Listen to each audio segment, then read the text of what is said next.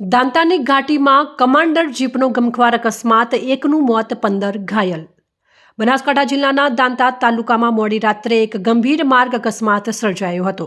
વિરમપુરથી ગરેડા તરફ જતી commander જીપના brake fail થતાં ગાડી પલટી ખાઈ ગઈ હતી, જેમાં એક વ્યક્તિનું કરુણ મોત નીપજ્યું હતું અને 15 જેટલા મુસાફર ગંભીર રીતે ઘાયલ થયા હતા. અકસ્માતની જાણ થતાં જ આસપાસના ગ્રામ્યજનો તાત્કાલિક ઘટના સ્થળે દોડી આવ્યા હતા અને બચાવ કામગીરી શરૂ કરી હતી.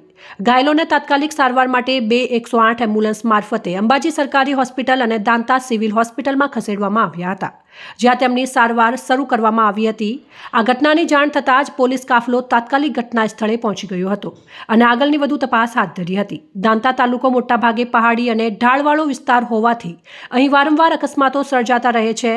યાત્રાધામ અંબાજીમાં જવા આવવાના તમામ માર્ગો પહાડી વિસ્તારમાંથી પસાર થાય છે, જ્યાં વાહનોના બ્રેક ફેલ થવાના અને ઓવરલોડિંગના કારણે અકસ્માતો સર્જાતા રહે છે.